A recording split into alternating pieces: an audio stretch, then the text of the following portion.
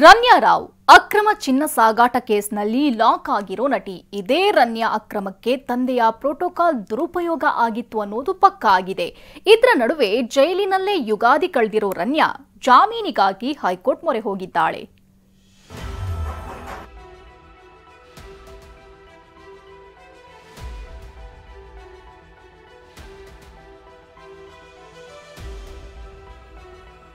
ಯಾವ ಅಡ್ಡಿಯೂ ಇರಲಿಲ್ಲ, ಯಾವ ಆತಂಕವೂ ಇರಲಿಲ್ಲ, ಯಾವ ತಪಾಸಣೆಯೂ ಇಲ್ಲದೆ ಏರ್ಪೋರ್ಟ್ನಿಂದ ಹೊರಬರ್ತಿದ್ದ ರನ್ಯಾ ರಾವ್ ಕೆಜಿ ಚಿನ್ನ ತರ್ತಿದ್ರು.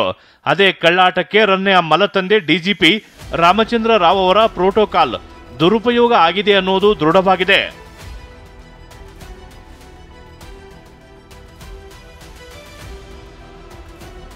ಪ್ರೋಟೋಕಾಲ್ ದುರುಪಯೋಗ, ರನ್ಯಾ ಅಕ್ರಮ ಚಿನ್ನ ಸಾಗಾಟ.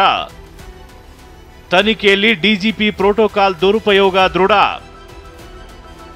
ದುಬೈನಿಂದ ಬರೋಬ್ಬರಿ 14 ಕೆಜಿ ಚಿನ್ನ ಹೊತ್ತು ತಂದಿದ್ದ ರನ್ಯಾ ರಾವ್ ಏರ್ಪೋರ್ಟ್ನಲ್ಲೇ ಲಾಕ್ ಆಗಿದ್ರು.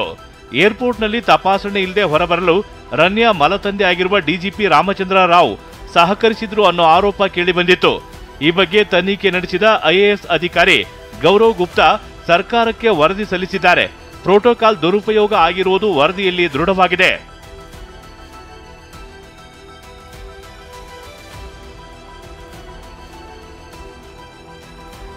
ಡಿಜಿಪಿ ರಾಮಚಂದ್ರ ರಾವ್ ಅವರಿಂದ ಪ್ರೋಟೋಕಾಲ್ ದುರುಪಯೋಗ ಪಡಿಸಿಕೊಂಡಿರುವುದು ಗೊತ್ತಾಗಿದೆ.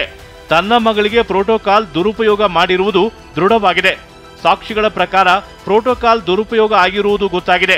ಈ ಸಂಬಂಧ ಸರ್ಕಾರಕ್ಕೆ ಐಎಎಸ್ ಅಧಿಕಾರಿ ಗೌರವ್ ಗುಪ್ತಾ ತನಿಖಾ ವರದಿ ಸಲ್ಲಿಸಿದ್ದಾರೆ.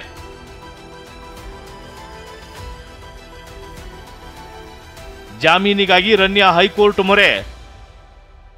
ಮ್ಯಾಜಿಸ್ಟ್ರೇಟ್ ಸೆಷನ್ ಕೋರ್ಟ್ನಲ್ಲಿ ರನ್ಯಾಗೆ ಜಾಮೀನು ನಿರಾಕರಿಸಿತ್ತು. ಹೀಗಾಗಿ ಜಾಮೀನು ಕೋರಿ ಹೈಕೋರ್ಟ್ಗೆ ಆರೋಪಿ ರನ್ಯಾ ರಾವ್ ಅರ್ಜಿ ಸಲ್ಲಿಸಿದ್ದಾರೆ.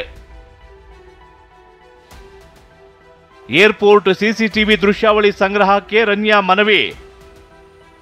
ಅಷ್ಟಕ್ಕೂ ಏರ್ಪೋರ್ಟ್ನಲ್ಲೇ ರನ್ಯಾ ತಗಲಾಕೊಂಡಿದ್ರು ನಿಜ.